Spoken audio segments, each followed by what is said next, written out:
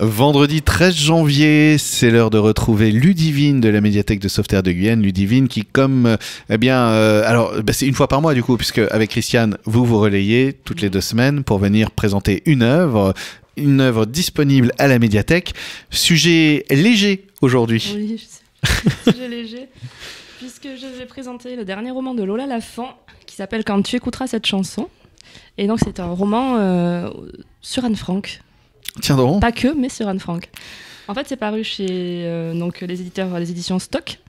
Et ils ont mis en place une collection qui s'appelle Ma nuit au musée, où ils proposent à un de leurs écrivains de passer une nuit dans le musée de leur choix. Et donc l'auteur ici a choisi d'aller dans... Elle a choisi le musée Anne Frank à Amsterdam. Et en fait, elle a plus précisément eu l'occasion donc, d'être seule dans le musée pendant la nuit et de loger pour cette nuit dans l'annexe qui était en fait l'annexe où la famille d'Anne Frank s'est réfugiée pour se cacher avant d'être raflée et déportée malheureusement. Donc en fait ils ont fait un musée à côté de cette annexe et ils ont laissé l'annexe telle quelle. Ok. Voilà, et les gens peuvent être là, visiter. Voilà, pour se rendre compte, et donc certaines personnes sont autorisées à y passer. Et comment est-ce qu'elle sort de cette histoire Comment elle sort de cette histoire ? Déjà, elle entre dans cette histoire avec pas mal d'appréhension. Ouais. Elle explique dans le roman, donc elle a beaucoup lu, sachant qu'elle allait passer la nuit là-bas, elle a essayé de se renseigner, de regarder plein de choses, de lire plein de choses sur Anne Frank, de rencontrer aussi des gens qui ont connu les Frank. Ok. Voilà. Et notamment une amie de la famille qui est devenue universitaire et qui a été la première à étudier le journal d'Anne Frank comme une œuvre littéraire. Voilà, parce qu'on parle de journal intime d'une jeune fille, mais littérairement, c'est quand même assez incroyable. Ouais, d'accord. En termes de style, Anne Frank, c'était justement écrivaine. Alors, je concède, je n'ai pas lu le journal d'Anne Frank. Tu l'as lu, toi En fait, c'est comme dit Lola Lafont, je l'ai lu comme plein d'écoliers qui n'en gardent pas grand-chose en termes de souvenirs à l'âge adulte. Oui, parce que c'est un peu imposé à un âge où on n'est pas forcément sensible à ça. Oui. Et en fait, on connaît... Ou alors, on a des versions aussi peut-être courtes, oui. tu sais. Donc, oui, d'accord. Pas forcément avec tout le texte. Voilà, et donc elle était partie pour passer cette nuit dans l'annexe. Ouais. Et avec toute une réflexion en fait autour d'Anne Frank, parce que finalement Anne Frank c'est devenu un symbole. Il y a eu beaucoup d'adaptations, beaucoup de gens se la sont appropriées. Elle explique que il y a eu par exemple une pièce à Broadway. Et en fait, ils ont coupé certains passages du journal, notamment les passages qui faisaient référence au nazisme, parce qu'ils ne voulaient pas en faire quelque chose de trop triste. C'est particulier, voilà, oui, quand même. On a enlevé dans d'autres adaptations des passages où elle faisait allusion à sa sexualité. En fait, plein de gens se la sont appropriés, à la fois comme un étendard, à la fois comme un symbole. Un film aussi, elle parlait d'un des films dont j'ai oublié le nom, avec une jeune actrice qui avait été tournée à peu près je sais qu'Audrey Hepburn avait refusé le rôle. Ok. Voilà, parce que ça n'était pas légitime à incarner Anne Frank. Et en fait, ils expliquent que la fin était trop triste, parce que ça finissait sur la famille qui se faisait arrêter. Ouais. Et en fait, ils ont voulu citer une phrase du journal d'Anne Frank qui disait je crois encore à la bonté innée des hommes. Et donc, ils ont fini comme ça avec le ciel bleu, tout ça, et cette citation-là, sauf que elle disait vouloir à tout prix mettre de l'espoir dans l'histoire d'Anne Frank, quelque part. Voilà, c'est aussi dénaturer le journal et faire abstraction de ses pire, peurs. En fait. Ouais. Voilà. Et donc il y a toute une réflexion là-dessus, voilà, sur les différentes adaptations qui en ont été faites, les réinterprétations, et comment cette jeune fille, quelque part, on a voulu se l'approprier, la déposséder un peu elle-même de son œuvre, parce que c'est aussi une œuvre littéraire, donc ça parle aussi de littérature, ça parle aussi d'identité. Est-ce que c'est pas le chemin d'une œuvre aussi en général en plus ? Voilà.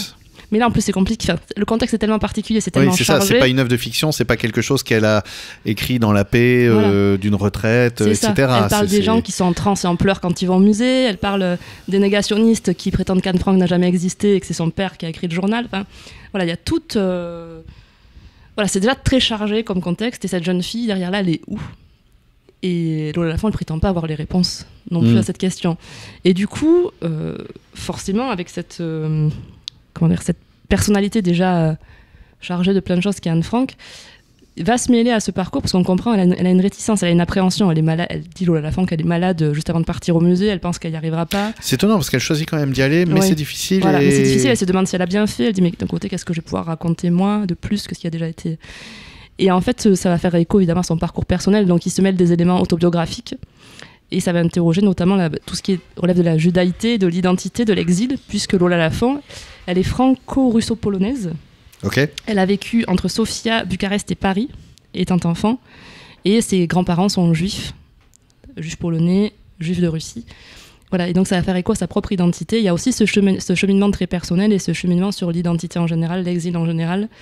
Qu'est-ce que c'est aussi de condamner un peuple ou par antisémitisme, voilà, ou de condamner un peuple par rapport à ses croyances. Qu'est-ce que c'est l'identité juive? Qu'est-ce que c'est écrire aussi? Enfin, là, c'est extrêmement riche. Et les chapitres sont très courts, donc en fait, ça pourrait être très lourd. Enfin, c'est assez bouleversant, hein, parce que ça sombre jamais dans le pathos. Voilà, mais en plus, il y a on comprend, il y a encore un écho à sa vie personnelle à la fin qui fait qu'on comprend pourquoi elle tourne dans l'annexe, elle n'arrive pas à rentrer dans la chambre d'Anne Frank, par exemple. D'accord. Donc je veux pas trop en dire non plus parce qu'il mérite vraiment d'être découvert. Et c'est dans un style qui est limpide, vraiment une écriture extrêmement fluide, ça se lit bien malgré tout. Et en même temps, c'est d'une sensibilité, d'une intelligence, et il y a des résonances presque philosophiques en fait dedans. Donc c'est vraiment très beau, c'est très touchant. Et voilà, moi j'aurais pas forcément lu parce que je me serais dit Anne Frank, c'est dur, c'est triste, on n'a pas forcément envie de se confronter à ça. Et puis voilà, justement, il y a une forme de voyeurisme, tout le monde se l'est tellement approprié, cette jeune fille, pour en faire un symbole, pour en faire des tas de choses. Et en fait, j'ai entendu Lola Lafont à la Grande Librairie, que je ne regarde jamais. Je pourrais dire ça en tant que bibliothécaire, mais on s'en fiche. Et je suis tombée sur une interview d'elle et je l'ai trouvée d'une sensibilité, d'une humilité, d'une intelligence en fait dans sa démarche. Et quand elle parlait de son livre et de son rapport à Anne Frank, et de la façon dont elle avait abordé les choses, et justement avec cette question de qui était vraiment Anne Frank, comment on se l'est approprié, et cette question des réécritures, des censures, et ça m'a donné envie de lire le livre. Et donc... Et j'ai bien fait. Ouais. Et donc ce livre, est-ce que tu peux nous rappeler le titre, le titre est très beau en plus. C'est Quand tu écouteras cette chanson. D'accord. Voilà, et ça prend son sens à la lecture du roman, ça finit par prendre son sens, voilà. Ok. Et quand tu écouteras cette chanson de Lola Lafont. De Lola Lafont, oui. Je te remercie. Avec plaisir.